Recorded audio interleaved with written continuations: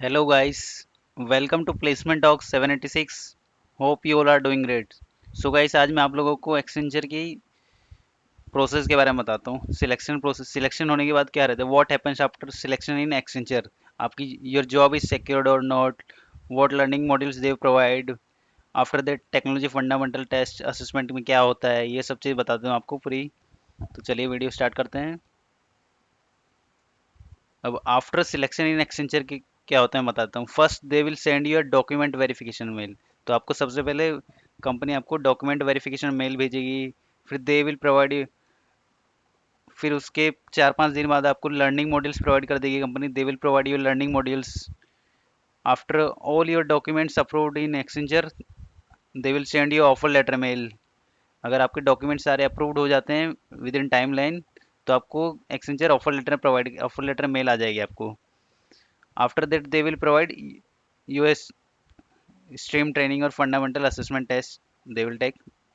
तो अब Accenture learning modules के बारे में बता देता हूँ क्या है, जैसे कि आपका स्क्रीन का ऐसे दिखेगा, एक्सेंचर लर्निंग सिंपोजियम। तो इसमें तो आपको टोटल 9 मॉड्यूल्स प्रोवाइड करेगी company as a freshers role के लिए, जिसमें एएससी और एफएससी आता है, जिसका पैकेज 4.5 एलपीए और या 6.5 एलपीए रहता है एएससी और एफएससी के। तो मॉड्यूल्स क्या क्या रहते हैं बता देता हूँ आपको। जावा का रहता है, एल्गोरिदम एंड डेटा स्ट्रक्चर रहता है एक मॉड्यूल्स, वेब टेक्नोलॉजी रहता है, यूनिक्स रहता है, XML, logic development, oops, RDBMS, software engineering concept. तो ये 9 मॉड्यूल्स रहते हैं और आपको कंप्लीट करने रहते हैं। मैं बता देता हूँ कंप्लीट का time.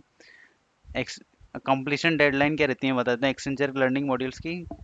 For 2019 and 2020 batch pass out students, deadline is 45 days.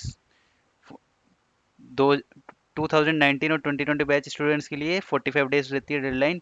और for 2021 batch students pass out, deadline is 90 days. तो 2020 बैच स्टूडेंट्स के लिए 90 डेज डेडलाइन रहती है लर्निंग मॉड्यूल्स कंप्लीशन की।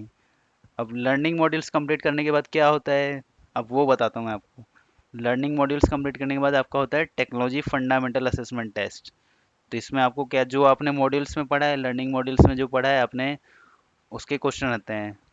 तो मैं बता देता हूँ, after you completed all the modules, ये फ्रेशर्स के लिए ज़रूरी रहता है टीएफए करना, मतलब टीएफए एग्ज़ाम देना। अगर आप एग्ज़ाम नहीं देते हो तो आपको रिजेक्ट कर देती है कंपनी। अगर आपने एग्ज़ाम क्लियर नहीं करते तो आपको रिजेक्ट हो जाता है, आपका कैंडिडेचर रिजेक्ट हो जाता है इसमें कंपनी में। तो एग्ज़ाम का क्राइटेरिया क्या है, कितने अटैम्प्ट्स मिलते हैं आपको, ये सब बता देता हूँ। अगर आपको टीएफए एग्ज़ाम क्लियर करनी है तो आपको 60% लाने रहेंगे एग्ज़ाम के अंदर। अब टोटल अटैम्प्ट्स कितने रहते हैं एग्जाम में, टोटल 3 अटैम्प्ट्स मिलते हैं आपको। पहले अटैम्प्ट में आपको एग्जाम का कट ऑफ रहता है 60%, और सेकंड और थर्ड अटैम्प्ट में आपका कट ऑफ बढ़ जाता है 65% हो जाता है। तो आपको स्क्रीन में दिख रहा होगा। अब मैं फंडामेंटल एग्जाम के 2 पार्ट्स रहते हैं, कंसिस्ट ऑफ 2 पार्ट्स, जिसमें फर्स्ट रहता है आपका एमसीक्यू टेस्ट, जिसमें 50 क्वेश्चन एमसीक्यू रहते हैं, जिसमें आपको 50 मार्क्स रहते हैं। उसमें no negative marking, you will be given 90 minutes for the exam will be held in Mettl software.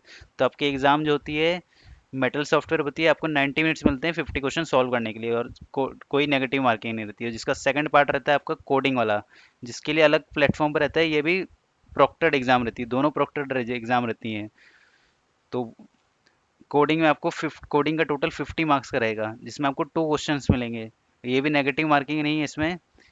But if no output is received और compilation error means no marks. अगर आपका आउटपुट नहीं आ रहा है और कंपाइलेशन आ रहा है तो आपको कोई मार्क्स नहीं मिलेगा कोडिंग के क्वेश्चन में। और partial output will be the given marks based on the test case that is given pass, जिसके आपके टोटल टेस्ट केसेस 8 पास होते हैं, तो आपको फुल मार्क्स मिलेगा पर्टिकुलर क्वेश्चन में। जावा का एक क्वेश्चन आता है इसमें, मतलब टोटल 8 टेस्ट केस पास करते हो आपको तो फुल मार्क्स मिलेंगे। अगर आप 8 में से 5 करते हो तो आपको 5 टेस्ट केसेस के हिसाब से मार्क्स मिलेंगे। तो आपके पास, you will have choice for each question, you will be given 70 minutes for coding and it will be conducted in text tech platform। तो आपके जो 70 मिनट्स का कोडिंग का टेस्ट रहेगा, जिसमें आपको ये टेक्स्ट टेक प्लेटफॉर्म पर रहेगा, जिसमें आपको दो रहते हैं सब्जेक्ट्स, जावा और सीक्वल। तो जावा का आपको कोडिंग करनी पड़ती है, जिसमें क्वेश्चंस रहते हैं लाइक वन वन ए और वन बी। तो आपको वन ए और वन बी में से कोई एक चूज करके कंप्लीट करना रहता है। और सेकंड रहता है आपका सीक्वल, मतलब R D B M S का, जिसमें आपको पेयर्स के साथ क्वेश्चन रहते हैं, जिस pairs like 2A 2B and 2C और 2D, तो आपको इसमें कोई एक पेयर को चूज करना पड़ता है, जैसे लाइक 2A 2B कर लिया आपने, तो आपको कंप्लीट हो जाएगा मतलब। The entire coding session will be held for 100 marks and later converted to 50 marks. तो आपका जो कोडिंग का जो सेशन जो रहता है, कोडिंग टेस्ट जो रहता है, वो 100 मार्क्स का रहता है, बाद में वो 50 में कन्वर्ट किया जाता है। जावा जावा क्वेश्चन 60 मार्क्स का होता है वेटेज, और सीक्वल का क्वेश्चन होता है 40 मार्क्स का वेटेज होता है। तो आपको एग्जाम के टाइम ये ध्यान रखना है कि 60 मार्क्स का एक जावा क्वेश्चन रहता है, एक क्वेश्चन कंप्लीट करोगे तो आपको 60 मार्क्स मिलेंगे, और सीक्वल का भी एक पेयर कंप्लीट करोगे तो आपको 40 मार्क्स मिलेंगे, मतलब अगर आपको जैसे कि टेस्ट क्लियर करना है, तो आपको सिक्स एक क्वेश्चन जावा का बनाना पड़ेगा और सीक्वल के दोनों क्वेश्चन बनाने पड़ेंगे, तो आपको 50 मार्क्स मिल जाएंगे सिर्फ कोडिंग में। तो आपको 60 मार्क्स लेके आना है आपको 100 में से। एमसीक्यू में अगर आप 10 क्वेश्चन में आपको सही रहेंगे तो आपको 60 मार्क्स हो जाएगा, तो आपका टीएफए क्लियर हो जाएगा। अब टीएफए क्लियर करने के लिए क्या क्या आपको फोकस करना रहेगा, मैं बता देता हूँ। During pre onward learning unity more focus on R D B M S and Java. तो आपको जावा और R D B M S पर ज़्यादा फोकस करना पड़ेगा, और R D B M S के इंपॉर्टेंट टॉपिक्स लाइक जॉइंस और सब क्वेरीज के क्वेश्चन आपको प्रैक्टिस करते रहना चाहिए। और जावा के इंपॉर्टेंट टॉपिक्स हैं string, array, inheritance, fundamentals of Java. और आपको जावा और R D B M S के क्वेश्चन डेली प्रैक्टिस करने चाहिए। तो मैं और अगर आपको टीएफए क्लियर करना है तो आपको ये बात ध्यान में रखना चाहिए कि आपको जावा टीएफए क्लियर करने के लिए आपको जावा का एक क्वेश्चन कंपलसरी करना जरूरी है, 60 मार्क्स, जो कि 60 मार्क्स का वेटेज रखता है। तो आपको और सीक्वल का भी एक क्वेश्चन कंप्लीट करोगे तो आपको ये फायदा रहेगा, जैसे कि आपने कोडिंग का क्वेश्चन दोनों बन गए, आपके दोनों क्वेश्चन बन गए, तो आपको 50 मार्क्स मिल जाएगा, और 10 मार्क्स आप अगर आपके एमसीक्यू गलत हो गए तो आपको प्रॉब्लम हो सकती है। तो इसलिए कोडिंग का क्वेश्चन बन जाए तो फायदा रहता है, 50 मार्क्स इधर मिल जाएंगे, 10 मार्क्स एमसीक्यू मिल जाएंगे, तो आपको 60 हो जाएगा, तो आपको टीएफए क्लियर हो जाएगा। So guys, thanks for watching this video. Please do like, share and subscribe our channel. Bye bye. See you soon.